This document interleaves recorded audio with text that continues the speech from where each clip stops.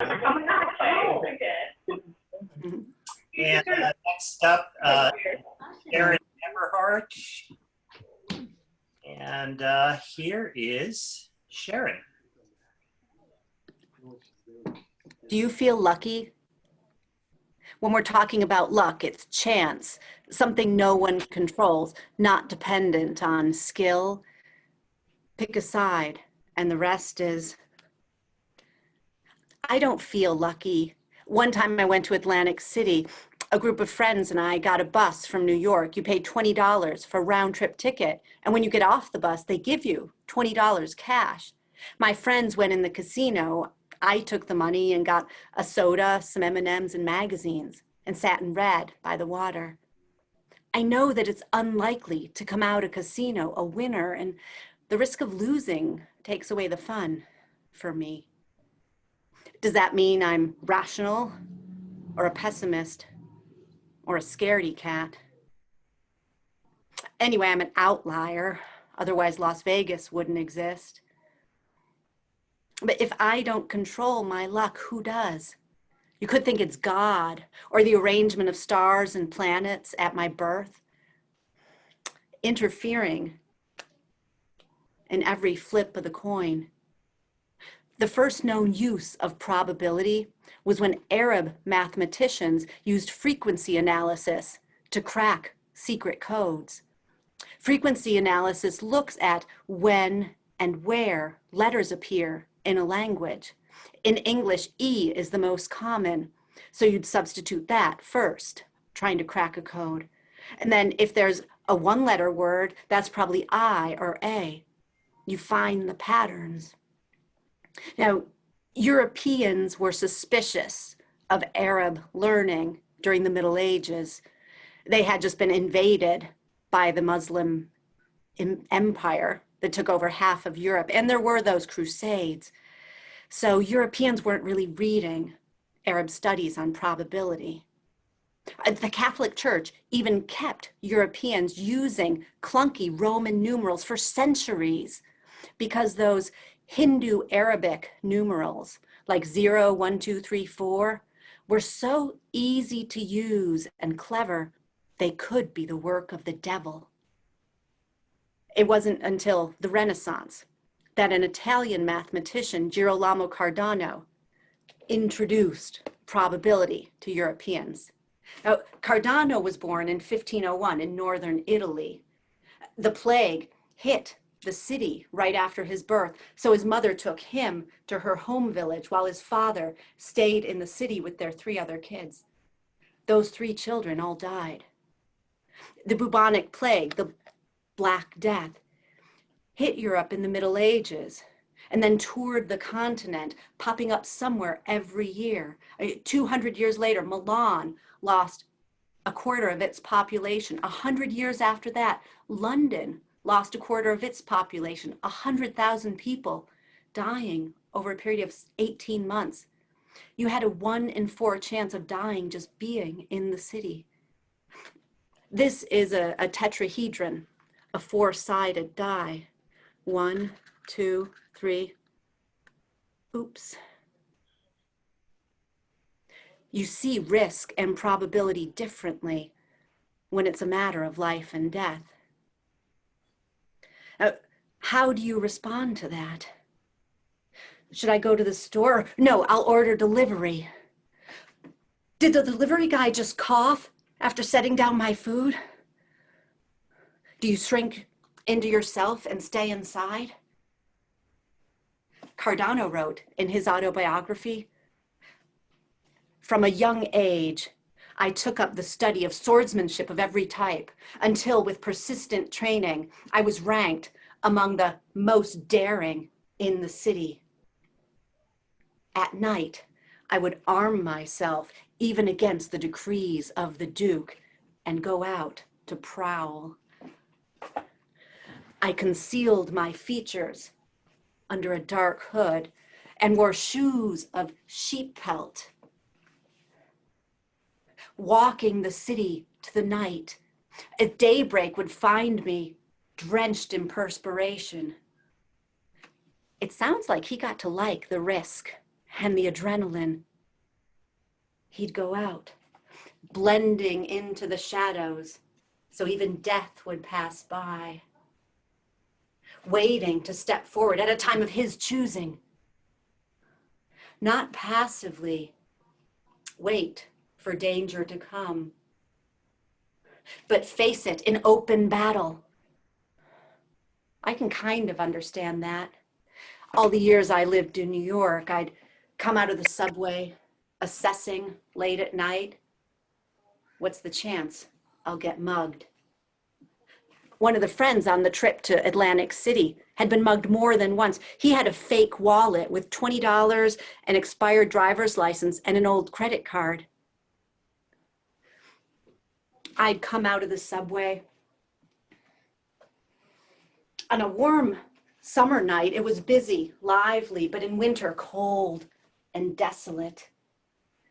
I'd run scenarios in my head, thinking if someone jumped at me, I'd jab them with my keys or run. I was marathon training, and there were long stone staircases near my apartment. I could take the steps 2 at a time. The landings were dark and scary, but I liked to get to the top and look back, knowing I'd passed the test, made it safe home another night. Maybe I did feel lucky. Cardno did well in medical school, but he wasn't admitted to the Milan Doctors Guild. Maybe because of the midnight carousing, or his habit of telling people when they were wrong, even doctors and professors.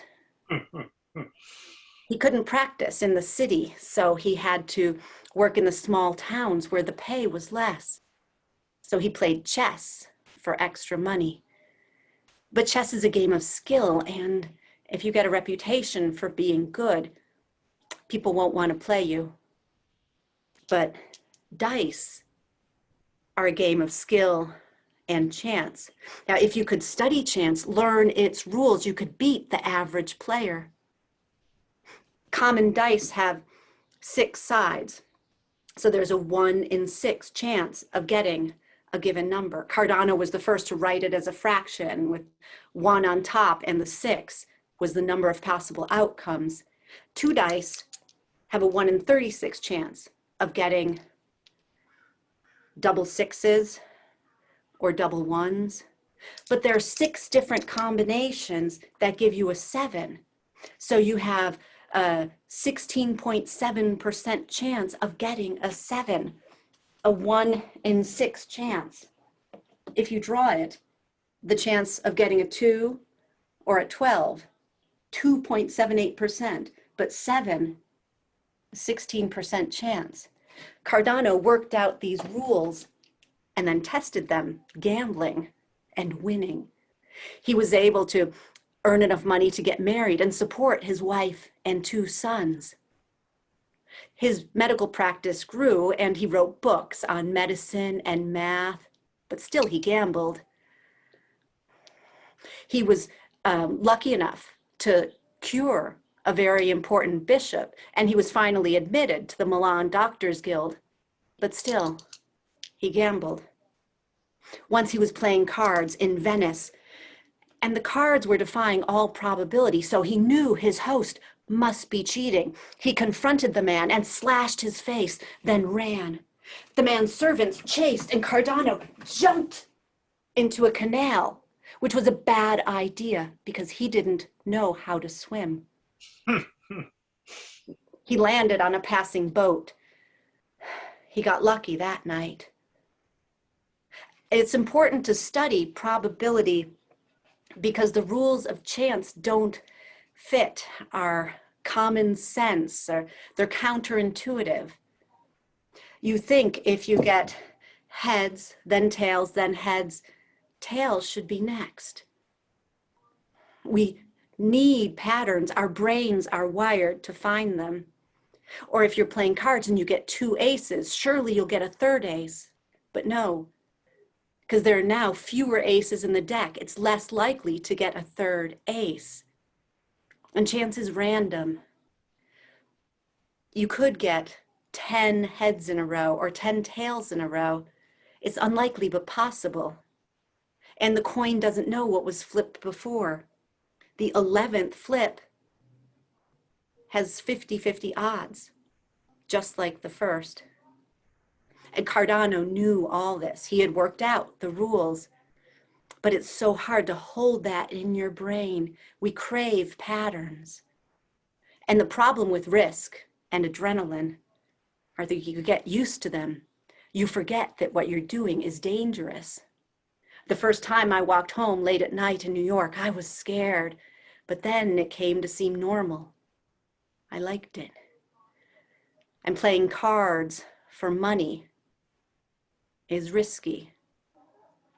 If your luck turns, as it did for Cardano, you can lose everything. He had to sell his house, his books, his wife's jewels, and went to debtor's prison. Luckily, a wealthy patron got sick and needed his medical advice. He paid Cardano's debts. After that, Cardano claimed to stop gambling and said that he had only ever gambled out of necessity because he was a rational man, a scientist who knew that chance was dangerous. He knew that he had been lucky just to survive to middle age. I think that's why I don't like gambling. I want to save my luck for important things, not waste it on money. And I know that doesn't make sense. Luck doesn't know if you've been lucky or unlucky before. The coin flip is new every moment. But that's scary. Maybe that's why Cardano risked. The only way to have any control is to decide how much risk you want to take. Do you play it safe and avoid long odds bets? Or do you flirt with danger? Do you take the long shot, go for broke? Each moment we decide. Take the bet or walk away.